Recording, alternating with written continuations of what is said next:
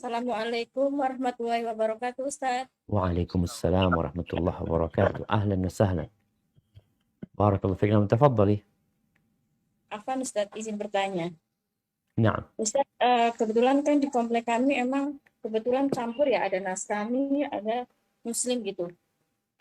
Terus kan mungkin suara azan itu kan kebetulan itu toanya itu mungkin sampai ke yang Nasrani itu, Ustaz. Terus kan kami dari pihak selaku DKM itu ditegur gitu. Tolong dong toanya tuh jangan dihadapkan ke kami gitu. Tapi dengan tidak dihadapkan ke yang Nasrani ini, yang bagian belakang itu yang perumahannya itu komplain yang Muslim, Ustadz, katanya nggak kedengeran, suara azannya nggak kedengeran sampai sana gitu. Itu kita menyikapinya gimana, Ustadz? Satu lagi, Ustadz. Ini cuma adzan doang, artinya masjid itu hanya adzan, nggak ada bacaan sebelum adzan dan sesudah adzan. Nah, ini yang kedua ini bagian pengurus DKM itu, kebetulan kami kan memang hidup di lingkungan bukan yang sunnah ya, Ustadz, masjidnya itu. Tapi kebetulan suami anak tuh salah satu pengurus DKM di situ. Tapi gini, Ustadz, masalahnya itu kalau setiap jam 2:30 pagi itu pas Ramadan ini, salah satu pengurus masjidnya itu ngaji dengan toa itu, Ustadz. Nah. Jadi kami ini, maksudnya suami anak itu kan memang yang menjalankan sunnah itu sendirian di sini, Ustadz. Yang lainnya belum gitu. Jadi untuk menyampaikannya itu kita banyak tolakan gitu. Saran dari kami ini gitu loh maksudnya. Iya. Terus untuk yang menyikapinya yang non Nasrani itunya gimana, Ustaz? Siap. Itu tuh gimana? Nah. Jazakallahu khairan, Ustaz. Barakallahu fiik. Wa fiik wa barak. Subhanallah jemaah. Rasulullah SAW hidup bertetanggaan dengan Yahudi di kota Madinah.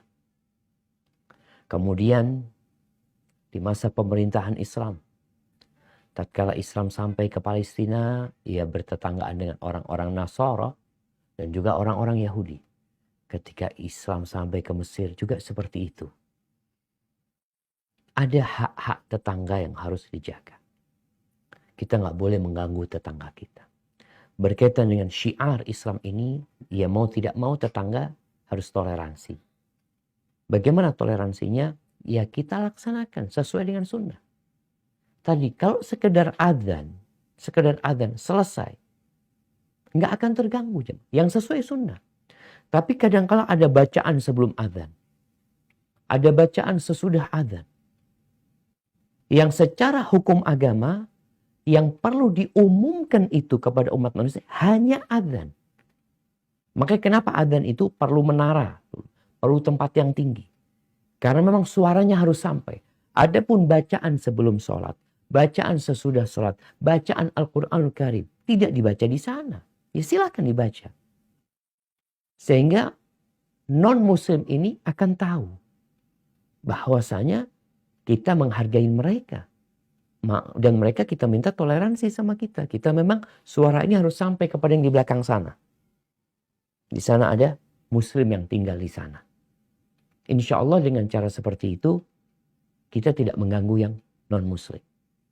Tapi kalau tadi dikatakan, kadangkala sebelum adzan mereka ada puji-pujian yang sejatinya, kalau mau memuji silahkan memuji Nabi SAW, mau bersolawat, tapi tidak harus dengan mic. Yang diperlukan pakai mic itu hanya adzan. Qomat pun sebenarnya itu untuk yang di masjid. Qomat. Adzan ini untuk yang di luar, supaya tahu masuknya waktu sholat, supaya tahu kita mau sholat berjamaah. Tapi ketika qomat, itu Bilal waktu qomat nggak naik lagi ke atas gedung yang tinggi untuk qomat. Nggak. Tapi qomat itu untuk yang sudah berada di dalam masjid.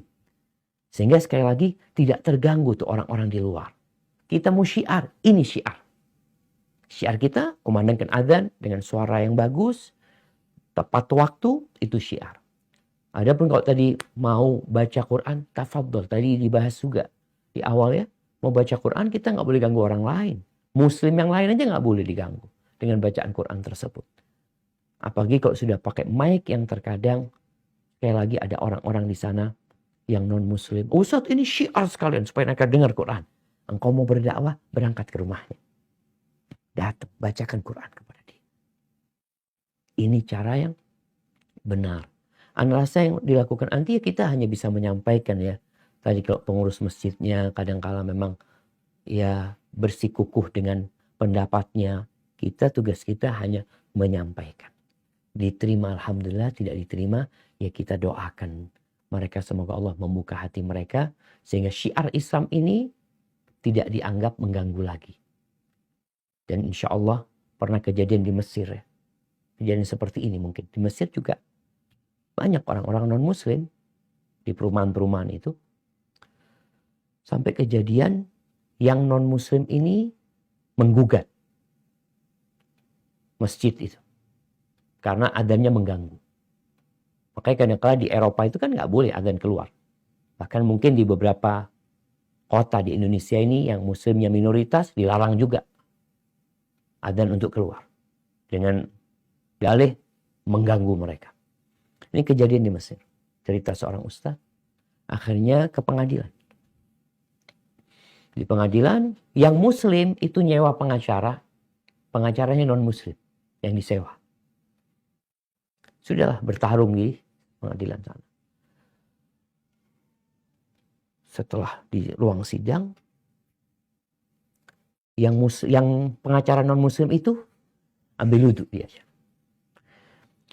Lalu di depan hakimnya dia adzan dengan suara keras. Yang lagi ribut itu tahu-tahu tenang, sunyi senyap. Muadzinnya orang Arab tapi Nasrani karena dia orang bisa bahasa Arab dia. Dia dengar adzan tiap hari, hafal dia suara adzan itu.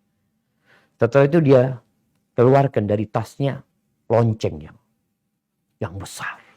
Kemudian dia pukul dong. Itu ribut yang ada di sana. Lalu dia katakan kepada hakimnya, bisa Anda lihat pengaruh adzan dan pengaruh lonceng. Silahkan diputuskan. Diputuskan, nggak ada masalah. Nggak mengganggu sebenarnya adzan itu. Suara itu tidak mengganggu. Tapi yang jadi masalah ketika ada pengurangan, ada tambahan-tambahan ini yang menyebabkan orang itu terganggu. Sampai di beberapa daerah itu, Ana pernah tinggal di rumah kawan ya. Sebelahnya musola. Betul yang dikatakan ibu tadi. Jam 3 itu sudah ramai. Ramai sekali, ya Allah kata dia. Yang muslim terganggu. Bagaimana dengan yang non muslim? Cuma tugas kita menyampaikan dengan cara yang baik. Setelah itu, fadhol sekali lagi. Kalau adzan nggak bisa. Mau nggak mau harus dengan suara keras gitu. Karena memang itu syiarnya untuk mengajak orang ke masjid dan ngasih tahu mereka dengan masuknya waktu sholat. Tapi yang lainnya nggak harus dengan suara mikrofon, bisa di dalam masjid atau dibaca sendiri antara dia dengan Allah Jalla Jalla. Hadza wallahu a'lam bissawab.